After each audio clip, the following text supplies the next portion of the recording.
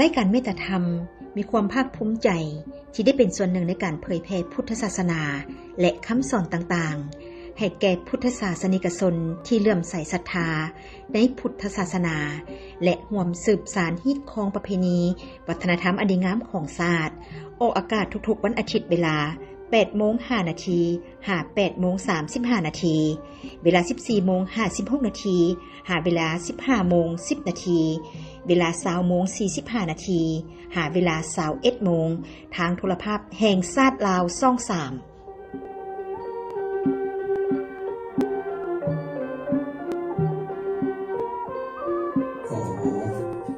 น้อมกราบถวายความเคารพพระเดชพระคุณพ่อทานใหญ่มหาเบศมาเสนัยองค์ประธานศูนย์กลางอุปสแด่ประธานหัวหน้าเผยแผ่ศีลธรรมในปฏิบัติกรรมฐานพร้อมด้วยคณะสงฆ์ทุกวงศ์เจริญพรญาติโยมสาธุชนทั้งหลายที่มาร่วมกันสู่สาธยายพระไตรปิฎกในภาคบ่ายของมื้อนี้ก่อนที่จะเข้าเนื้อหาของการที่พวกเขาได้สาธยายไปอยากจะเท่าความเป็นมาให้แก่ญาติโยมทั้งหลายได้ฟังกันก่อนเรื่องที่จะเกิดขึ้นได้ในมื้อนี้ก็เนื่องจากความดำริของพระอาจารย์ปอ.ศรีสุขเสริมคุณ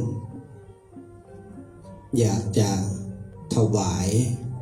อายุวัฒนมงคลพระเดชพระคุณพ่อท่านใหญ่ซึ่งตามธรรมเนียมโบราณของพวกเขานั่นก็เฮ็ดกันมาประจำในวันขายวันเกิดบ่ว่าจะเป็นพ่อแม่ครูบาอาจารย์หรือวันขายวันเกิดของญาติโยมตัวไปจะมีลักษณะความแตกต่างกันถ้าเป็นครูบาอาจารย์ก็จะมีการสาธยายในการสูตรมงคลถ้าเป็นของครูบาอาจารย์แต่จะมีการฟังเทศน์ฟังธรรมบางสำนักในครบหอบอายุมงคลจะมีการปฏิบัติธรรมเพื่อบูชาครูบาอาจารย์แต่ว่าเนื่องจากที่พระไตรปิฎกของประเทศดาวเฮาได้เกิดขึ้นเป็นใบหน้าใหม่ขององค์การพุทธศาสนาในประเทศดาวเฮานั้นพระอาจารย์ปอ.ศรีสุขเสริมคุณก็เลยมีความคิดว่าจะเฮ็ดอย่างใดให้มันเป็นสาระเป็นแก่นสารเป็นมงคลแก่ชีวิตนอกจากจะถวายอายุวัฒนมงคลพระเดชพระคุณพ่อทานใหญ่ของพวกเขาแล้วจะเฮ็ดแนวใดให้มันเป็นมงคลแก่ญาติโยมให้มันเป็นมงคลแก่บรรดาออกตนญาติโยมที่เป็นลูกศิษย์ลูกหาเป็นลูกเป็นหลานของพระเดชพระคุณพ่อทานให้มันเป็นประโยชน์ยิ่งกว่าประโยชน์จากการที่เฮาเคยเฮ็ดเคยกระทำมากว่าจะมาเกิดเรื่องงานสาธยายพระไตรปิฎกนี่พระอาจารย์ปอ.ศรีสุขนั้นก็คงจะมีความพิจารณาแล้วพิจารณาอีกเนื่องจากในความคิดว่าอยากให้มีการเกิดการสาธยายนี้แล้วต้องคิดขึ้นไปอีกว่าเอาละดำดิที่มีความเกิดขึ้นมีความคิดเกิดขึ้นในการสาธยายพระไตรปิฎกนี่แต่ว่าองค์สูตรบัดนี้เนื่องจากพวกเขาในที่นี้คงจะสืบบ่ทันกันได้หลายฐาน ภาษาบาลีนี่มันเป็นภาษาที่สูตรยากมันบ่มีไม้กันบ่มีไม้เอกบ่มีไม้โทคันกังนี่ก็แม่นมินนิกหิตทั้งเทิงเพิ่นเอิ้นว่าตกอตกกอแล้วก็ตรงอเป็นกังตังก็เส้นเดียวกันตุงในก็คล้ายๆกันมินนิมิตัวตอแล้วก็สระอุตัวงอแล้วก็นิกหิตทั้งดุมก็เป็นตุงแต่คันบ่แม่นนักบาลีก็จะอ่านยากถึงขนาดนักบาลีก็ยังอ่านบ่ทันกันพวกอาตมาสูตรน้ำกันนี่บางเทื่อก็บ่ทันกันก็มีเนื่องจากมันมีเสียงสั่นเสียงยาวมีทีฆะรัสสะมีเสียงสั่นเสียงยาวเสียงลงบักเสียงขึ้นบักมันจะมีความแตกต่างกันการสูตรสาธยายพระไตรปิฎกนี่ในประเทศดาวเฮาที่เฮ็ดเกิดขึ้นก่อนนั้นที่สูตรจบ45หัวมีอยู่บัดหนึ่งนั่นก็คือบัดสุวรรณปริตบ้านนาดีเมืองนาทรายทองนครหลวงของเฮานี่สูตรจบไป45หัวฉบับภาษาปาลีจะเป็นเด่มลักษณะนี้แต่ว่าโครงการสาธยายจะเป็นสีแดง45หัวใส่เวลาปีทะเบียนหัน46มื้อใน46มื้อคือบ่มีการเว้นบักบ่มีการพักเพราะแบ่งกันเป็นทีมมี8ทีมทีมหนึ่งนั่ง3ชั่วโมง8 3 24ผู้ที่24ชั่วโมงต่อมื้อหนึ่งแบ่งกากันครูบาอาจารย์หมุนเวียนกันขึ้นมาทีมละ3ชั่วโมงทีมนี้จบไปแผ่เมตตาอุทิศส่วนบุญทีมนี้เข้ามาต่อใส่เวลาอยู่ตลอดกลางเว้นกลางคืน46มื้อในการสาธยายรอบทำอิฐรอบที่2หลังจากที่เฮ็ดพระไตรปิฎกสำเร็จแล้วด้วยความดำริของพระอาจารย์ใหญ่มหาอุดรอนุตตโรมีความดำริว่าธรรมดามันต้องมีการฉลองเหตุสิ่งใดสิ่งหนึ่งขึ้นมาเขามีรถเขาก็ต้องฉลองรถเขามีเฮือนเขาก็ต้องฉลองเฮือนเขามียศมีตำแหน่งก็ต้องฉลองยศตำแหน่งแม้กระทั่งคนออกลูกใหม่ก็ฉลองการออกลูกใหม่เฮานี่นะเป็นบ่อเกิดของพระไตรปิฎกอยู่วัดของเฮาสิเฮ็ดจังได๋พระอาจารย์ใหญ่เพิ่นก็ได้มีความคิดว่าเฮาต้องสาธยายคันเบาแล้วก็พากันเริ่มลงมือกำหนดมือแล้วก็ลงมือแบ่งเป็นทีมกันมี8ทีมละ3ชั่วโมงสาธยายตลอดทั้งเว้นทั้งคืนสุดนี่ใส่เวลาอยู่33มื้อ34มื้อผู้ที่จบ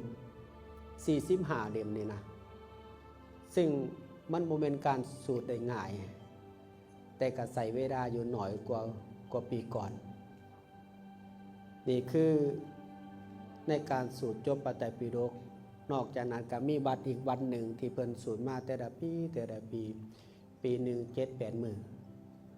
ปีนี้ได้ซ้ำนี้ป้าไว้ปีหน้าก็ต่อเพิ่นก็ใส่ทุกปีเป็นหยังจะมีการสูตรสาธยายพระไตรปิฎกซึ่งเป็นภาษาบาลีการที่สูตรภาษาบาลีนี่นะถ้าเฮามาสูตรภาษาลาวของเฮามันจะบ่คล่องปานใดมันจะบ่มีทีฆะรัสสะคือเอบังเมสุตังเท่าสิปะขะน้อยได้ฟังมาอย่างนี้สิบอกเป็นความกันไปกันได้อยู่แต่ว่ามันต้องมีภาษาบาลีน้ำหน้าฟังแล้วมันจะม่วนเมื่อที่เฮาสูตรกันไปนี่ล่ะขะน้อยอาตมาเสวาญาติโยมทั้งหลายคอยตามในเสียงสูตรเพราะเสียงภาษาบาลีเป็นเสียงม่วนการสูตรภาษาบาลีนี่ม่วนนอกจากนั้นทุกประเทศทั่วโลกสามารถอ่านภาษาบาลีได้ สูตรไปน้ำกันเบาไปน้ำกันได้ที่ผ่านมาในปลายเดือนท่านบ้าบางแด้วนี่อาตมากับทีมงานบางองค์กับอาจารย์มหาตนอาจารย์มหาพรสวรรค์พากันไปสาธยายอยู่ที่กฎกองตนซีมหาโพธิ์มีอยู่6ประเทศมาสาธยายน้ำกันใส่ภาษาบาลีดีเด้ทั้งที่บอกกันบ่ฮู้เรื่องแต่มาสู่ภาษาบาลีไปน้ำกันองดองบ่มีเตะกันบ่มีเตะขากันนาโมกันนาโมตัวเดียวกันเบาน้ำกันไปจนจบคือกันเวียดนามก็เว้าภาษาบาลีจะเป็นพวกตีเบตพวกผู้ทานยังที่มาสาธยายน้ำกันพวกพม่าเขามาสู่สาธยายน้ำกันกับไปน้ำกันองดองภาษาบาลีนี่สามารถที่ไปน้ำกันได้แต่ถ้าภาษาของเฮาเดียวไปน้ำกันบ่ได้เพราะหยังพอการสาธยายพระไตรปิฎกนี่นะเพิ่นกล่าวว่าเทวดาทั่วโลกธาตุเข้ามาฟังเขาอ่อนซ่อนภาษาอื่นเขาก็บ่อยากฟังดอกแต่ภาษาพระพุทธเจ้าเดียวเขาต้องลงมาฟังเขามาอ่อนซ่อนเสียงเขามาฟังเขาได้บุญหลายฟังภาษาบาลีนี่นะเขาอ่อนซ่อนเสียงเหมือนพระเดชพระคุณพระทานบอกอิเจียฟังธรรมกับฟังสาธยายภาษาบาลีนี่แหละฟังอภิธรรมตั้งใจฟังดีๆนะด้วยความตั้งใจด้วยความศรัทธาตกลงมาตายก็ยังเป็นเทพบุตรในการฟังบทธรรมบรรดาแล้วการฟังสาธยายพระไตรปิฎกนี่ได้อานิสงส์หลายเพราะบ่เป็นว่าธรรมดาเพิ่นกล่าวไว้ว่ามีอานิสงส์ตั้งมากมายนะอานิสงส์ของการฟังสาธยายพระไตรปิฎกนี่นะมีอยู่7อย่างโดยสรุปลงเพิ่นเอิ้นว่า1นั่นเปรียบเหมือนได้เข้าเฝ้าได้ฟังธรรมเทศนาจากองค์สมเด็จพระสัมมาสัมพุทธเจ้าเพราะมันเป็นภาษาของพระพุทธเจ้าภาษาบาลีบ่เป็นภาษาของเฮาเด้เป็นภาษาของพระพุทธเจ้าเป็นหากเก่าเป็นดั้งเดิมของภาษาอันเฮามาแปลเป็นภาษาลาวที่ขนาดจะทำพากันเฮ็ดนี่นะตัวนี้เอามาแก้เป็นภาษาของบ้านเฮาคนดาวแก้เป็นภาษาดาวใส่สำนวนของดาวคนประเทศไทยก็ใส่สำนวนของประเทศไทยคนอเมริกาคนยังก็ตามทั่วโลกนี่นะจะใส่เป็นภาษาไทยภาษามันแต่ว่าภาษาบาลีนี่เป็นภาษาอันเดียวกันต่างแต่ตัวอักขระซื่อต่างแต่ตัวอักษรซื่อถ้าพวกยุโรปเขาจะใส่ภาษาโรมันจะมีความแตกต่างกันซื่อแต่ว่ามันเป็นภาษาดั้งเดิมภาษาบาลีนี่นะนี่ก็คือเพิ่นเอิ้นว่าได้เปรียบเหมือนได้เข้าเฝ้าได้ฟังธรรมจากองค์สมเด็จพระสัมมาสัมพุทธเจ้านี่คืออานิสงส์ข้อที่1อานิสงส์ข้อที่2นั่นก็คือได้เข้าถึงความเป็นอริยบุคคลคืออริยมรรคอริยผลแดะนิพพานอยู่ในภาคหน้าเฮาสาธยายนี่นะอานิสงส์บ่ธรรมดาการฟังสาธยายพระไตรปิฎกการได้สู่สาธยายด้วยตนเองอานิสงส์เฮ็ดให้เฮาต่อยอดได้มันมีในสมัยก่อนนี่นะคนที่เคยสาธยายพระไตรปิฎกจะเป็นโยมเป็นครูบาอาจารย์หลังจากที่ตายไปแล้วกลับเกิดขึ้นมาใหม่นี่นะอานิสงส์ยังต่อยอดอยู่เด็กน้อยๆได้ยินเสียงสาธยายพระไตรปิฎกจำได้ชื่อได้เป็นเหตุเป็นปัจจัยอยากเขามาบวชในพุทธศาสนาเมื่อได้บวชแล้วบ่โดนบ่นานกันสามารถได้บรรลุเป็นพระอรหันต์นี่คืออานิสงส์ของการสาธยายพระไตรปิฎกแล้วข้อที่3นี่เพิ่นเอิ้นว่าซอยปิดอวัยวะภูมิทั้ง4อวัยวะภูมิทั้ง4คือหยังเพศอสุรกายสัตว์เดรัจฉานสัตว์เดรัจฉานนี่อานิสงส์ของการสาธยายพระไตรปิฎกสามารถที่ว่าปิดกั้นอวัยวะภูมิเฮ็ดให้เฮาบ่ตกไปสู่อวัยวะภูมิทั้ง4ได้เป็นหยังจะว่าซั่น ญาติโยมเคยเป็นอะไรเปล่งเสียงในการสาธยายไปเมื่อกี้นี่จิตของเขาเคยมีอกุศลบ่ในขณะที่เขาตั้งตาของเขาจดจ่อกับตัวหนังสือใจของเขาค่อยไปกับตัวหนังสือนอกจากนั้นจิตใจของเขาอ่อนหน่อมทั้งที่บ่ฮู้ภาษาเลยแปลบ่ได้จักโตเลยแต่มันมีความค่อยตามไปกับตัวหนังสืออานิสงส์เกิดขึ้นจิตบ่เป็นอกุศลบ่เกิดความโลภโกรธหลงบ่มีความอิจฉาริษยานั่นขออนุญาตถามว่าเขารับเขาตายไปในขณะนี้อวัยภูมิบ่ได้ไปนะเพราะยังเขามีสมาธิอยู่กับตัวหนังสือนี่คืออานิสงส์อานิสงส์ในการสาธยายพระไตรปิฎกบ่ธรรมดาเด้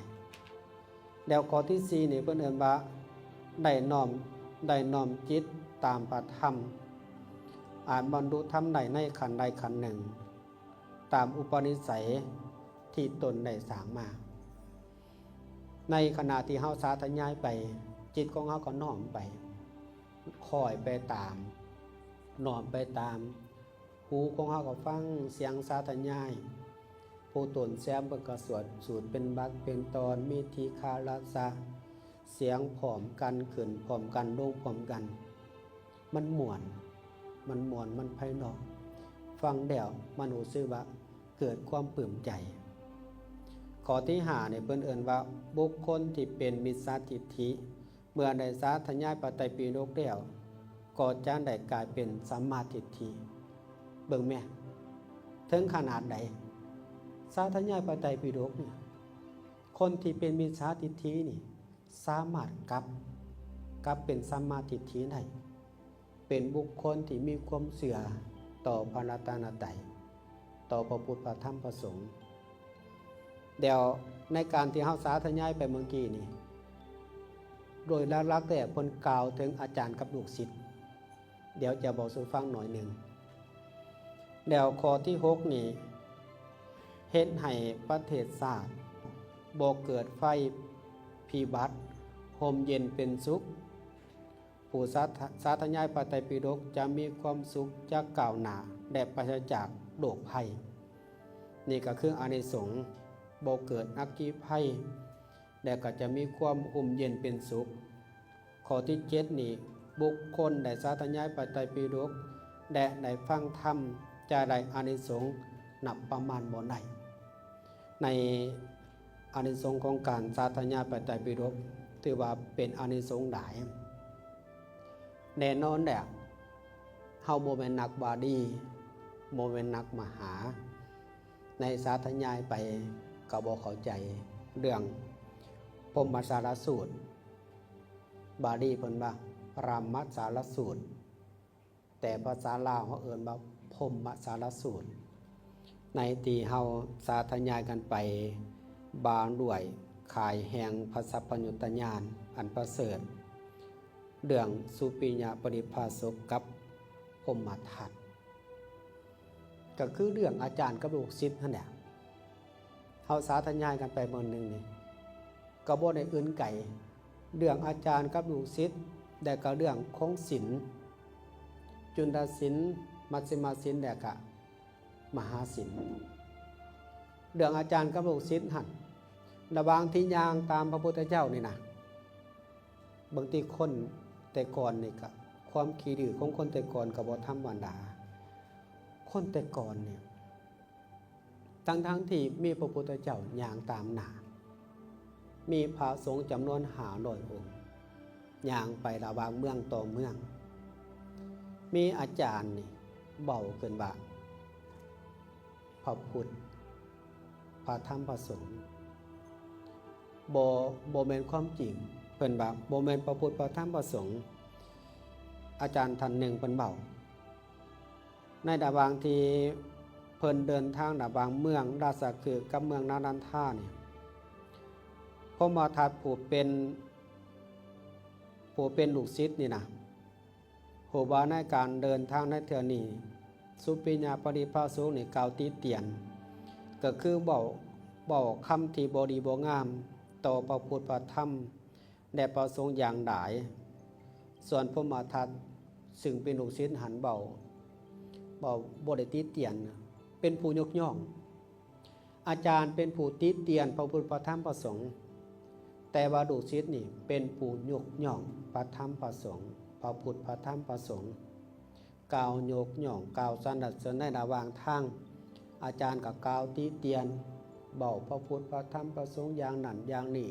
ในความติเตียนแต่ว่าลูกศิษย์นี่ย่องย่อพระพุทธพระธรรมพระสงฆ์กล่าวย่องย่อกล่าวสรรเสริญกล่าวคุณของพระพุทธของพระธรรมของพระสงฆ์กล่าวพรรณนาแต่ว่าฝ่ายอาจารย์นี่ติเตียนอย่างเดียวสรรหาความติเตียนพระพุทธนี่เป็นลักษณะจังสี่พระธรรมเป็นลักษณะจังสี่พระสงฆ์เป็นลักษณะจังสี่ติเตียนอย่างเดียวในระหว่างอย่างไปทั้งที่ว่ามีองค์พระพุทธเจ้าอย่างน้ำหนักพร้อมด้วยสาวกทั้งหลายแต่เพิ่นได้ติเตียนว่าพระพุทธโมเมนต์พระพุทธพระธรรมพระสงฆ์โมเมนต์กล่าวติเตียนกล่าวบาหายต่างๆนานาจนหอดระหว่างการพักผ่อนเดี๋ยวในระหว่างการพักผ่อนนั้นมีภิกขุจำนวนหนึ่งในมาสนทนากันเพิ่นเอิ้นว่าสนทนากันอยู่ที่ห้องธรรมสภามาเว้าสนทนากันว่าระหว่างอาจารย์กับลูกศิษย์มีความคิดแตกต่างกันมีความคิดบ่คือกันอาจารย์มีความคิดทั้งด้านการติเตียนแต่ว่าลูกศิษย์นั้นมีความคิดทั้งด้านการยกย่องลูกศิษย์กับกล่าวยกย่องพระพุทธพระธรรมพระสงฆ์อาจารย์นี่กับกล่าวติเตียนพระพุทธพระธรรมพระสงฆ์บ่มีความยินดีติเตียนสารพัดอย่างแต่ว่าลูกศิษย์นี่มีความยกย่องสารพัดอย่างเช่นเดียวกันจนองค์สมเด็จพระสัมมาสัมพุทธเจ้านะเห็นภิกขุทั้งหลายมีการสนทนากันนะเพิ่นถามว่าท่านทั้งหลายสนทนากันเรื่องหยังเดี๋ยวสนทนาหยังที่ค้างไว้พวกภิกขุทั้งหลายขาบทูลพระพุทธเจ้าว่าพวกเขาหน่อยสนทนากันเรื่องอาจารย์กับลูกศิษย์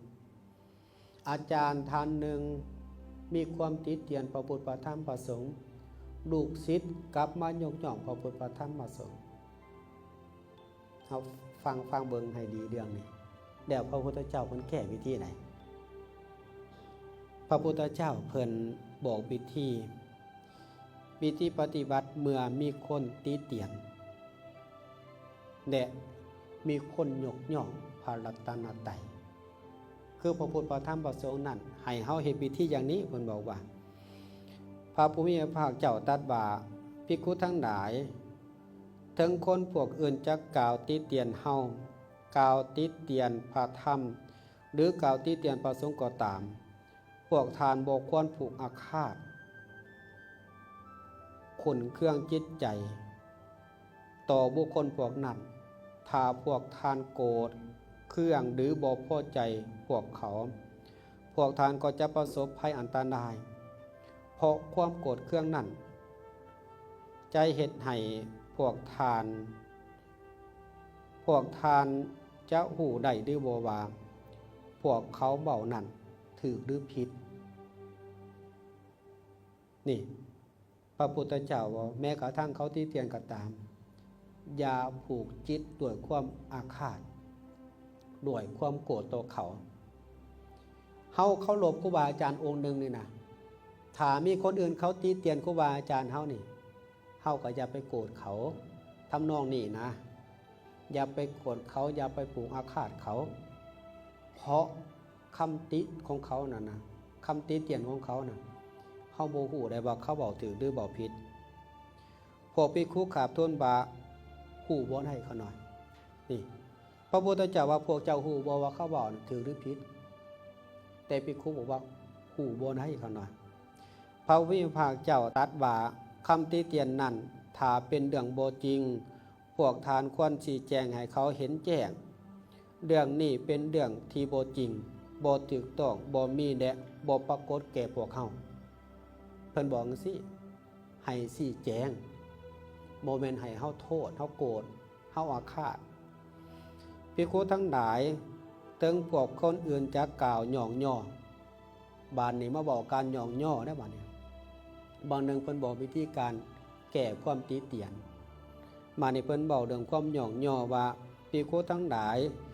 ถึงคนพวกอื่นจักกล่าวยกย่องเฮากล่าวหย่องย่อพระ